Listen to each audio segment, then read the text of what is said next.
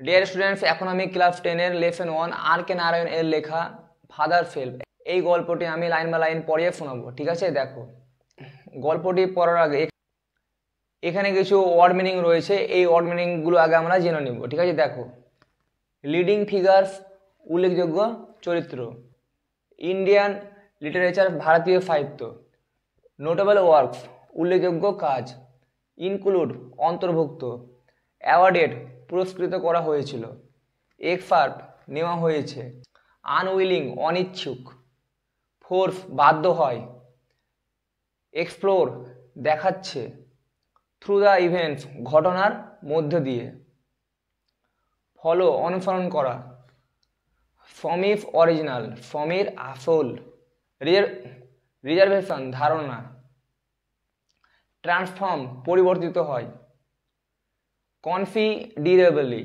ঘটনাচক্রের মধ্যে, স্যাডার ঝাঁকুনি, লুকড মনে হচ্ছিল, অ্যাজ দো যেন, অলরেডি ইতিমধ্যে।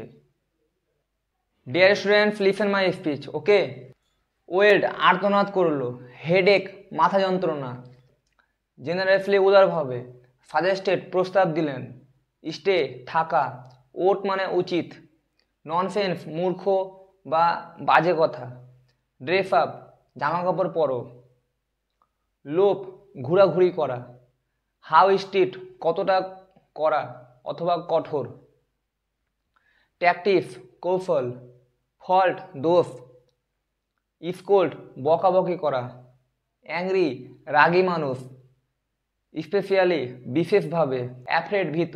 স্টুডেন্টস, তোমরা যদি এই ওয়ার্ডগুলোর অর্থ জানো তাহলে এখন যেটা আমি তোমাদের গল্প পড়াতে যাচ্ছি তোমরা এই গল্পটা খুব ভালোভাবেই বুঝতে পারবে। ঠিক আছে, দেখো তোমাদের যে কোনো গল্প পড়ার আগে আগে ওই গল্পটার বা ওই অংশটার আগে ওই অংশটার মধ্যে যে ওয়ার্ডগুলো রয়েছে আননোন ওয়ার্ড, ওই ওয়ার্ডগুলোর অর্থ তোমাদের জানতে হবে। ঠিক আছে, তাহলে তোমরা খুব সহজ সরলভাবেই ওই গল্পটা বুঝতে পারবে। এখন আমি তোমাদের এই গল্পটা পড়িয়ে শোনাবো। ঠিক আছে, দেখো। Dear students, listen my speech. Lesson 1 father fail, লেখক হচ্ছে R K Narayan. Okay, the author and the text.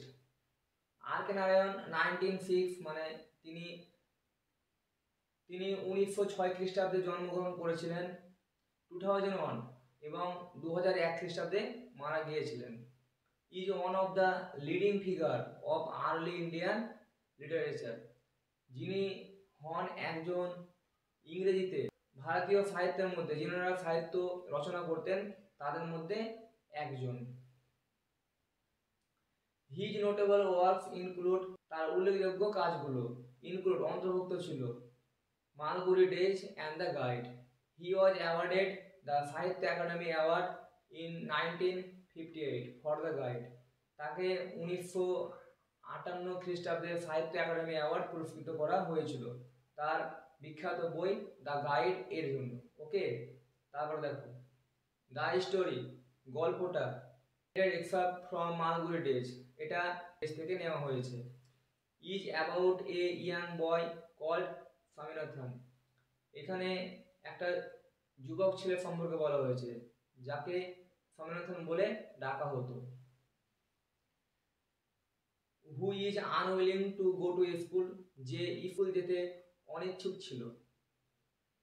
But is force by his father, তাকে তার বাবা বাধ্য করতো টু অ্যাটেন্ড দ্য স্কুল, স্কুলে উপস্থিত হতে। দ্য স্টোরি এক্সপ্লোর, এই গল্পটা দেখাচ্ছে হাউ কিভাবে, থ্রু দ্য ইভেন্টস ঘটনার মধ্য দিয়ে, দ্যাট ফলো যেটাকে আমরা অনুসরণ করি, ফমির অরিজিনাল মানে ফমির আসল, রিজার্ভেশন ধারণা, অ্যাবাউট হিজ টিচার তার শিক্ষক সম্পর্কে, স্যামুয়েল তার টিচারের নাম কি ছিল? স্যামুয়েল ছিল। ওকে, গেট ট্রান্সফর্ম কনসিডারেবলি, যেটা পরিবর্তিত হয়েছিল ঘটনাচক্রের মধ্যে। এখন আমরা গল্পটা পড়বো। ঠিক আছে, দেখো লাইং ইন বেড, বিছানায় শুয়ে, স্বামী রিয়ালাইজ স্বামী বুঝতে পারলো, উইথ এ স্যাডার ঝাঁকুনের সাথে, that it was Monday morning, যে এটা ছিল সোমবারের সকাল। ইট লুকড, এটা মনে হচ্ছিল, অ্যাজ দো, যেন, অনলি এ মোমেন্ট এগো, এক মুহূর্ত আগে, ইট ওয়াজ ফ্রাইডে, এটা ছিল শুক্রবার। অলরেডি মানডে হ্যাজ হেয়ার, ইতিমধ্যে সোমবার এসে গেছে। হি হোপড, সে আশা করেছিল। He did not have to go to school, তাকে স্কুলে যেতে হবে না। অ্যাট 9 o'clock, 9টার সময়, স্বামীনাথন ওয়েড, স্বামীনাথন আর্তনাদ করল। আই হ্যাভ এ হেডেক, আমার মাথায় ব্যথা আছে।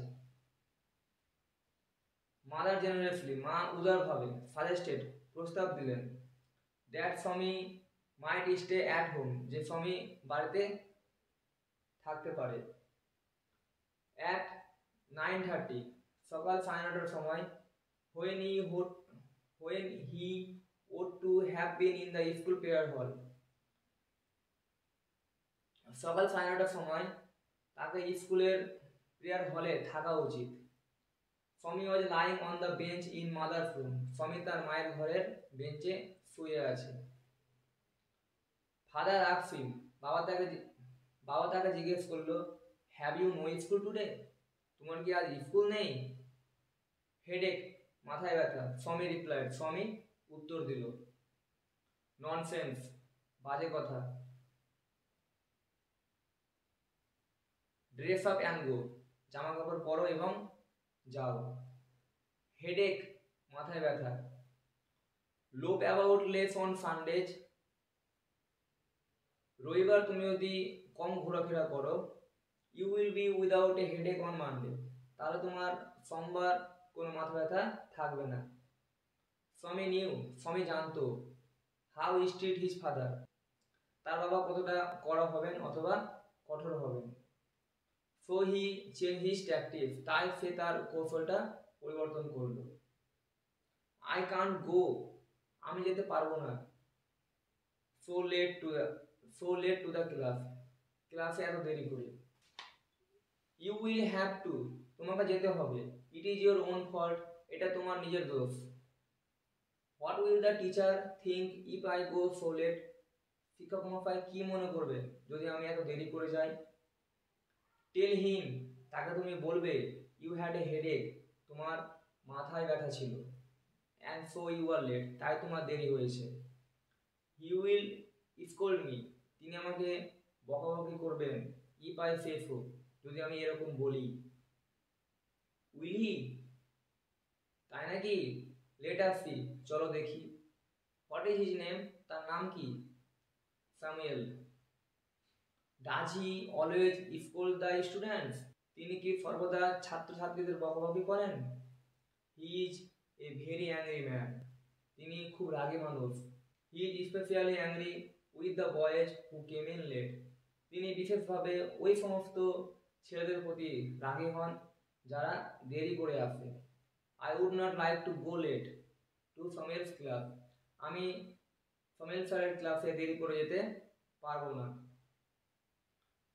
If he is so angry, যদি তিনি এত রাগী হন, why not tell your headmaster about it, তাহলে তোমরা কেন তোমাদের স্যারকে এই ব্যাপারে কিছু বলো না।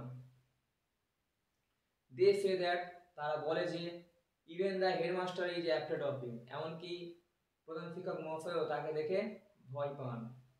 তো ডিয়ার স্টুডেন্টস, এখন আমি তোমাদের লেসন 1-এর প্রথম যে ইউনিটটা রয়েছে ওটা আমি তোমাদের পড়িয়ে শুনলাম।